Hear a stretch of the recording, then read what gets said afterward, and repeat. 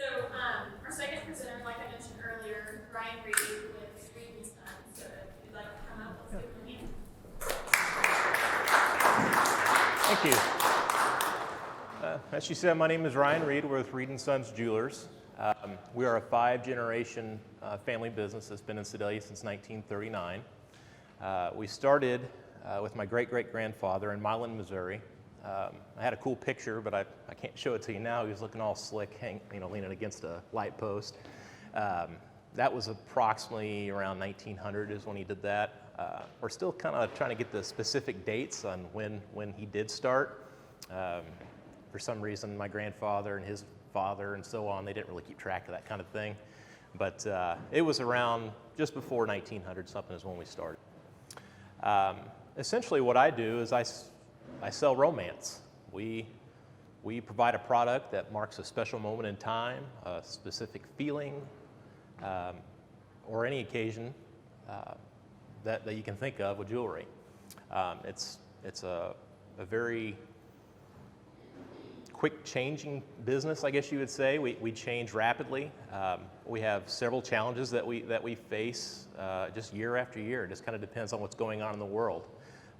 Right now, you've probably read in the markets, gold is at an all-time record high. Gold has never been higher than it is right now. And that affects us because, well, obviously that's what we work in. All of our materials are precious metals that we use. So when gold peaks like that, it's hard to sell a product that, like for instance, a gold chain. A lot of people come in looking for a gold chain and they're like, whoa, why is it so high? It's like, well, when's the last time you bought a gold chain? Oh, probably about 1980 or 1970 when it was $200 or $300 an ounce. And well, how much is it now? Well, it's $2,050 an ounce now. So that provides challenges for us. Also, around the world, things change. So, alexandrite, for instance, is a really awesome stone that has color change capabilities in it. So, in one set of lighting, it looks one color, and then in another type of lighting, like incandescent or solar, it'll change its color. Well, they're incredibly rare and expensive now because they're hard to find. They're mainly mined in Afghanistan. There's just been a couple things going on there the past couple of years. So it's hard to do that. But essentially, our niche is that we are a custom jeweler. So that itself has changed also. The market has caught on to that people want custom pieces, especially millennials, my generation and younger. They really want that one-of-a-kind piece. And we provide that all in-house, and that's what separates us from most jewelers. So when I say in-house, what I say is whenever you come to me and you say, hey, I want you to make me a piece of jewelry, and I want it to look like this.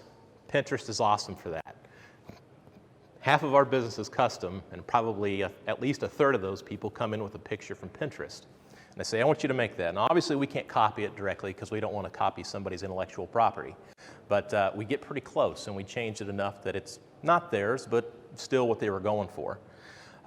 You bring it in to me. My brother Ron is a master goldsmith, and he's become really excellent at CAD/CAM. So he can do computer-aided design in store to where he can just create this object that you see, whether it be a ring or a pendant, earrings, necklace, whatever.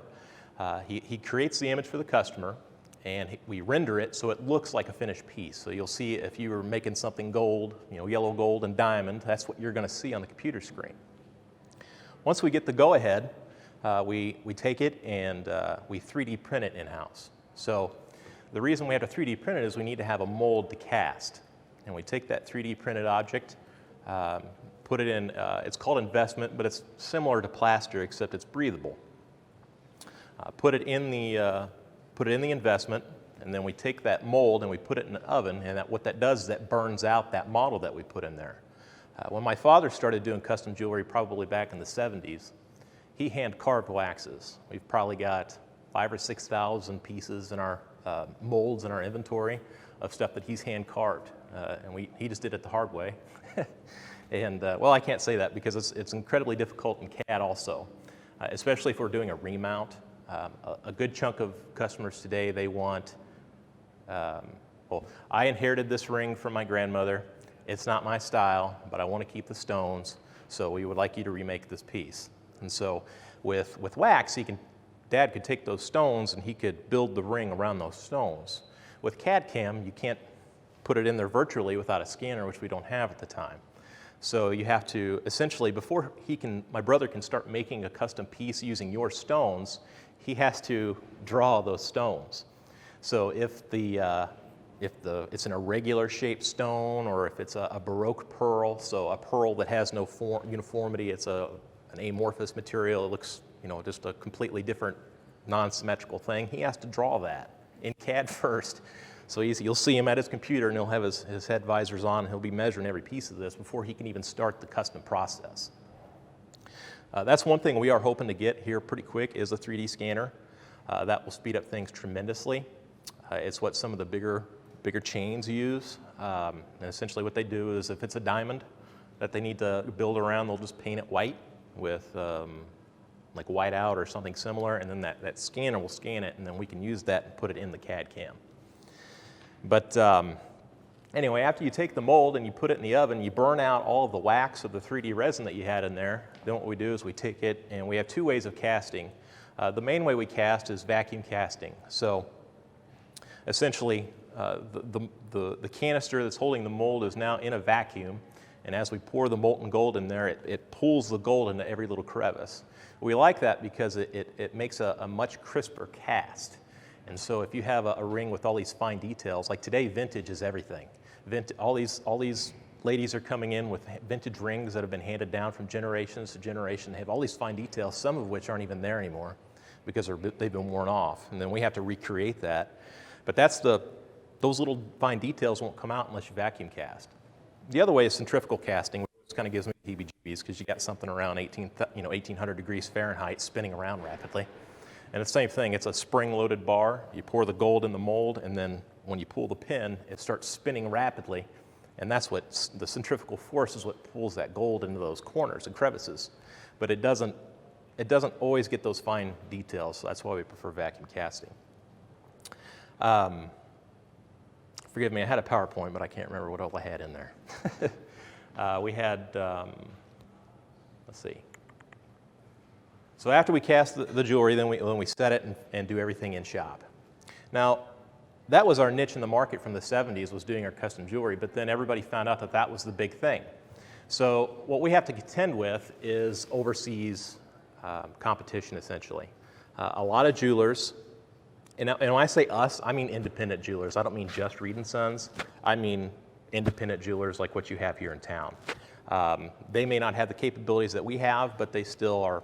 We prefer, if anybody's going to go buy jewelry, we want you to go to an independent jeweler. We don't want you to go to the big chains just because you're not going to get as good a deal. You're not going to get as finest materials as what we can provide. When you forgot where I was going with that, forgive me. When you take, I completely lost my train of thought. Steve, can you help me out? Where was I at? Overseas. Thank you. So, if you go to a bigger chain store, let's say they do custom, and what that means is they will design something for you in shop, but then what they'll do is they'll take that email or that image, a rough image what they have, and they'll send it overseas. And then 24 hours later, they'll have a CAD, because by the time they're going to bed, they're waking up overseas and getting that design, custom creating it, and sending it back. So usually within 2 days, people get a design that way. But then they also have to cast overseas. So the advantage of having us is we're not going to send your stuff overseas if you're going to do a custom job. I can't imagine sending somebody's really nice diamond or something to the Philippines or to China so they can do the same thing that we can do here in Sedalia, Missouri. And it also, because we do everything in-house, we can save you money. So, we're not having to pay all these people during this line to make this piece for you. And that's our biggest niche. But we also have 91 linear feet of showcase. We can show you, we try to pack the best, most fashion-forward items that we can find. One of our vendors is called Gabriel New York. They've been a fantastic company. They have some of the if you look on Pinterest or you look on Instagram, guarantee you saw a Gabriel New York piece. The last I heard, Gabriel New York was the top on Instagram. So we're pretty proud to have them. They have an awesome fashion line as well. We carry them. We have Allison Kaufman, which is a really nice quality jewelry at an awesome price point. They don't typically do 10 karat gold. It's typically 14 karat gold and so forth. Their stones are awesome. And that's really what breaks an independent jeweler away from, let's say, like a J.C. Penney's or something like that, is they use what's called commercial quality stones. So if you were to take a 10 power loop and look at them, you'll see, for instance, diamonds, they'll have a lot of carbon in them. Is there anything wrong with that? No. But I think they charge too much for that. So the items that the pieces that we provide are for the person that really wants to have something to cherish. We try to make heirlooms.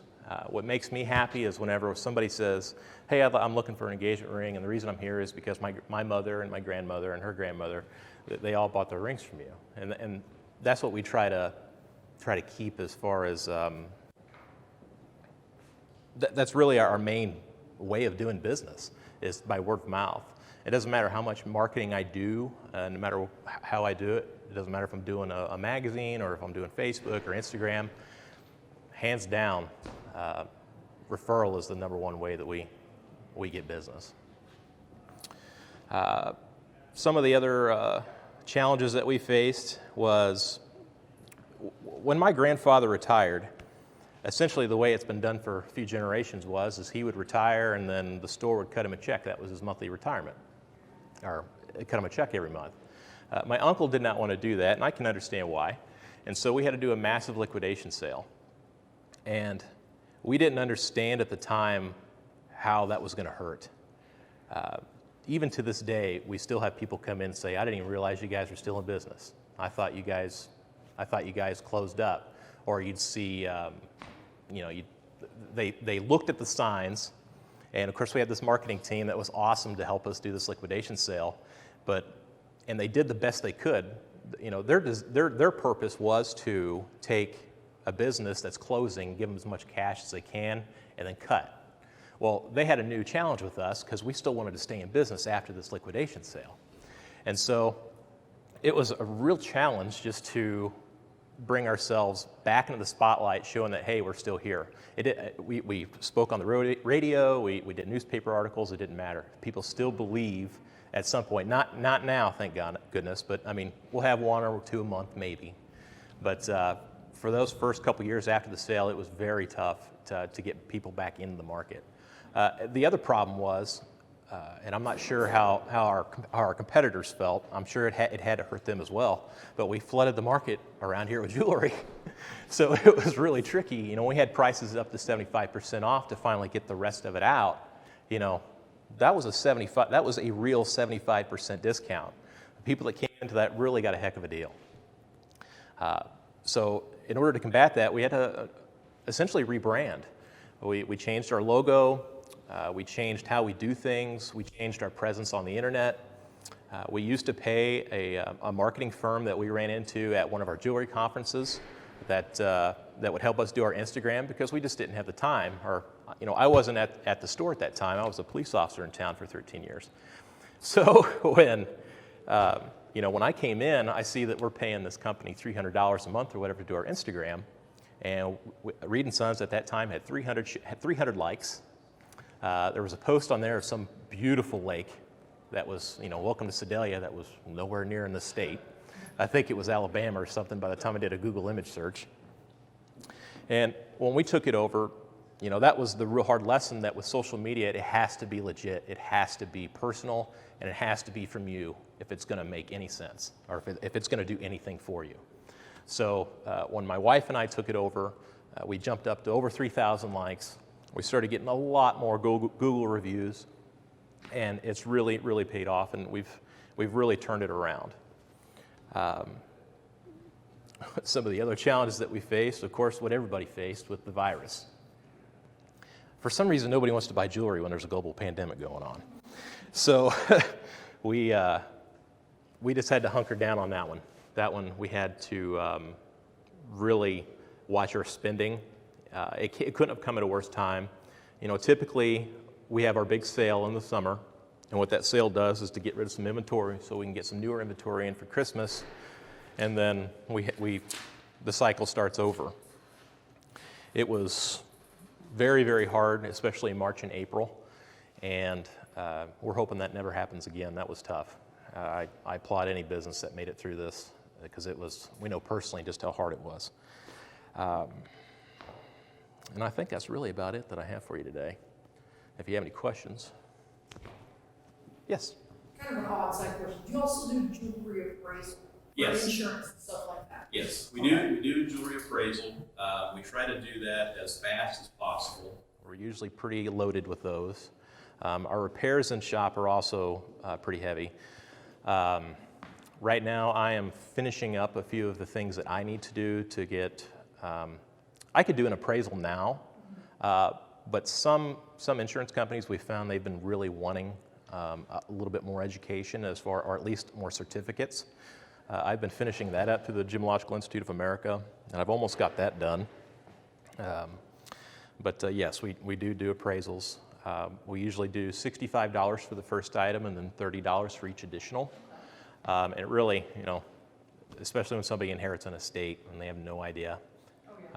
But we also help you out too. If you bring mom's jewelry box in and you don't have any clue, we're not gonna charge you to appraise a costume piece of jewelry. We'll go through it with you at the counter and let you know, okay, this is what we would recommend that you appraise. You have a question, Steve? I do. You had mentioned the price of gold earlier. Talk a little bit about how much of your business is actually buying gold and silver. Well, our business model slightly changes as the economy changes. So, as most of you know, as gold's going up, stocks are going down. So that's really when we start really buying gold. We buy gold year round. We use it not just as a cash flow, but we also use it as a way to give us material to work with.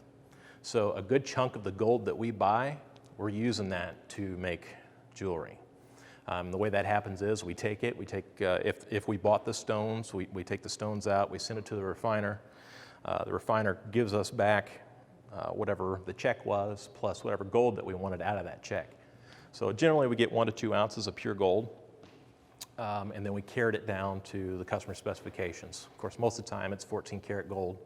So we carat it down to 14 karat, and then that's how we get a lot of our product. One other thing you maybe remember when I was speaking about the virus, New York shut down for jewelry stores, probably one of the worst places ever to close. That's our diamond district. All diamonds that are coming from the cutters in Tel Aviv and Antwerp, they're going to New York. And then New York shut down, so it was really, really tough for that. Another fine precious metals topic was rhodium.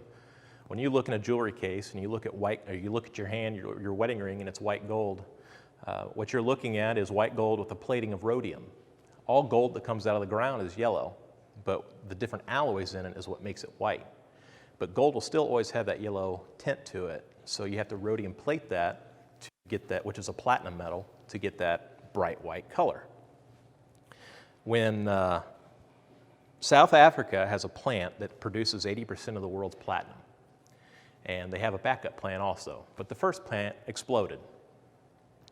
And then the second plant had the same defect, so they still couldn't run. So what that did is the last time we bought rhodium, which comes in a bottle, it's a liquid with rhodium in suspension, and that's how we plate it. When we bought the first bottle, it was probably around $2,000 an ounce. And then during all its chaos, it became $11,500 an ounce.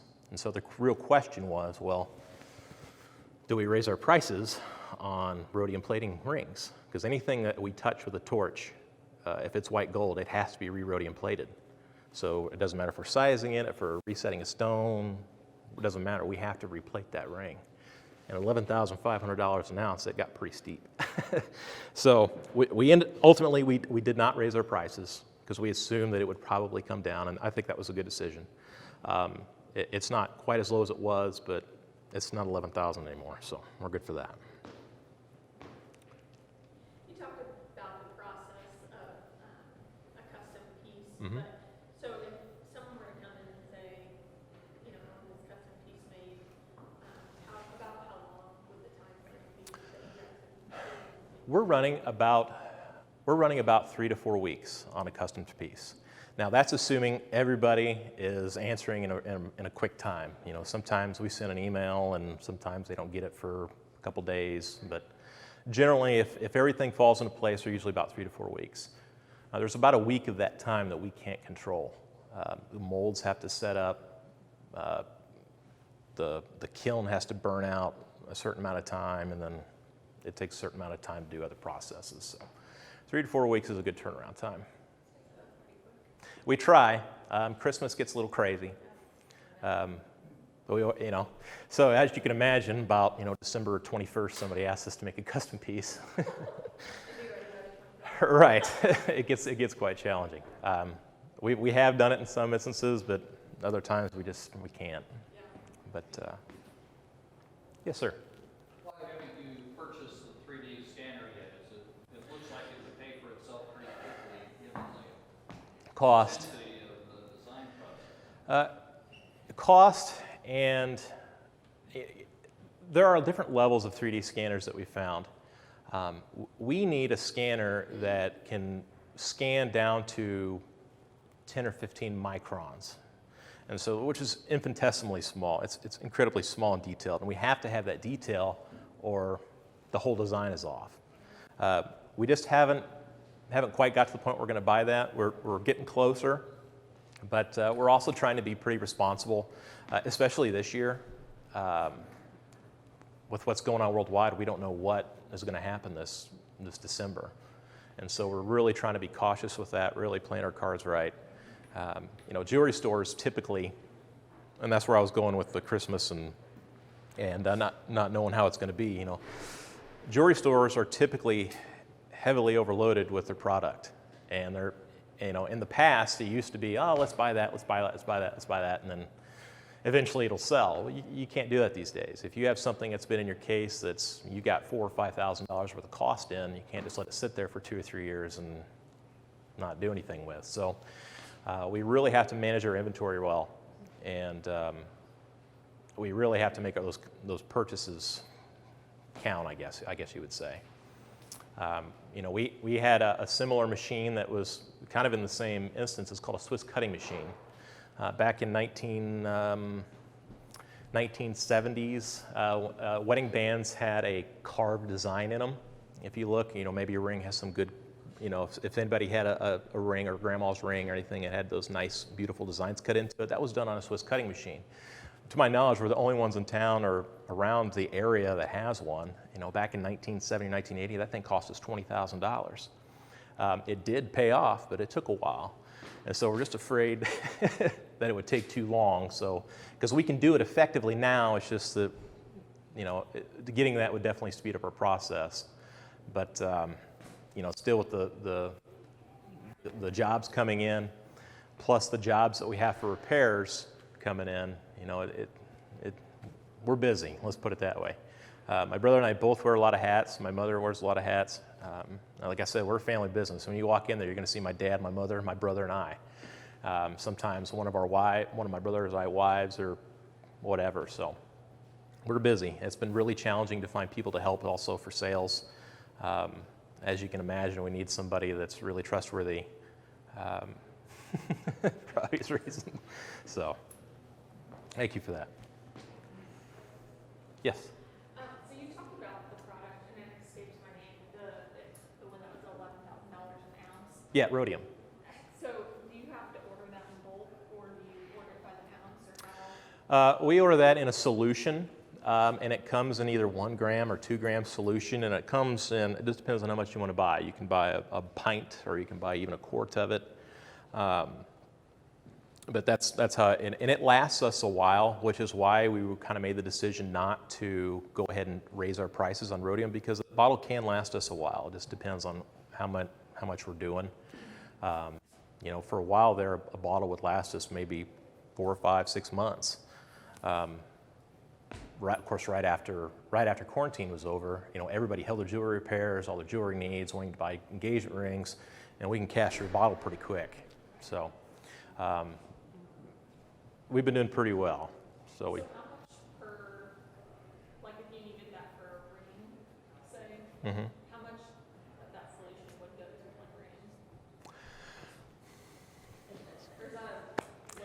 Well, no, well, not necessarily. It's just hard to answer.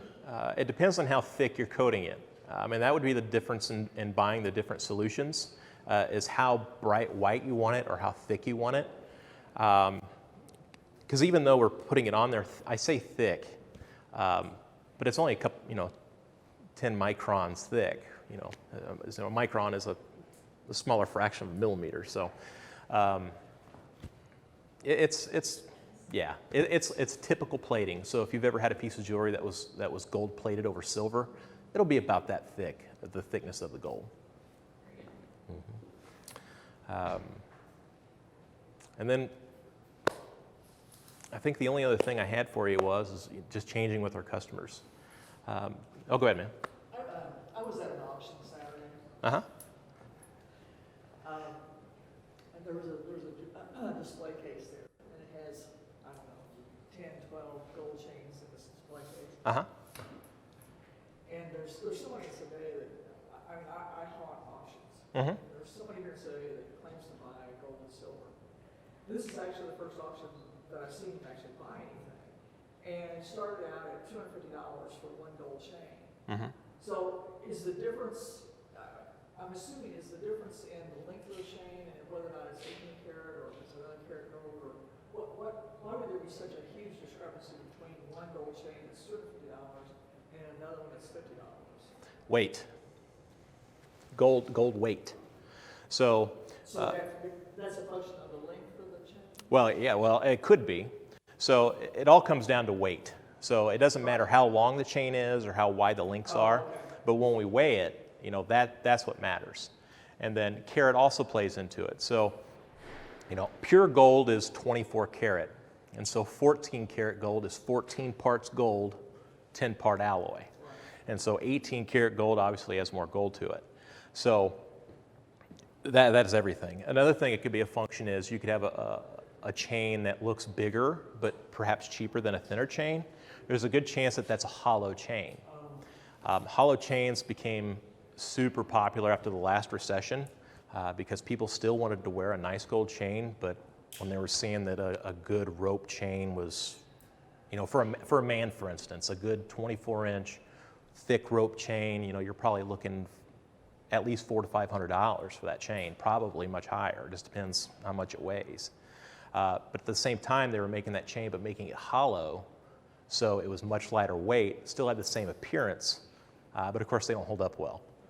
And so we do a lot of repairs on hollow chains. Just be wary of that, especially people that sleep in their chains. I have that bad habit too. Every once in a while I'll go to sleep because I wear a St. Michael pendant that we made that I've always worn it since I got it. And every once in a while I'll go to bed and I'll catch myself with it on, but it's the absolute worst thing you can do for a chain is to go to sleep with it. But in those hollow chains, they just cannot take that kind of tensile strength on it that when you're rolling over. And they're also incredibly hard to repair. So we. After standing there, and I'm going, really? And I thought, instead of buying what I've been buying, I need to start paying attention. Well, a lot of people try to, especially in those instances, they try to, well, how much does it weigh? Because even in our shop, we'll have customers like, well, how much gold is that, or how much does it weigh? And then they'll see that those numbers don't add up with how much, because a lot of it's labor. A good chunk of jewelry making is labor. So, especially on some of those hollow, I don't even know how they make hollow chains. I've been trying to figure that out in my head, and I don't know how they do it.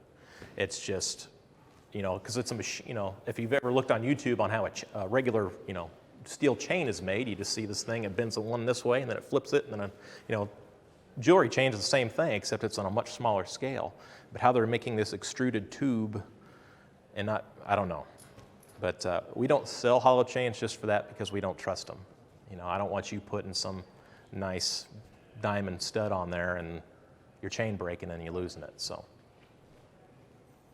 Mm-hmm.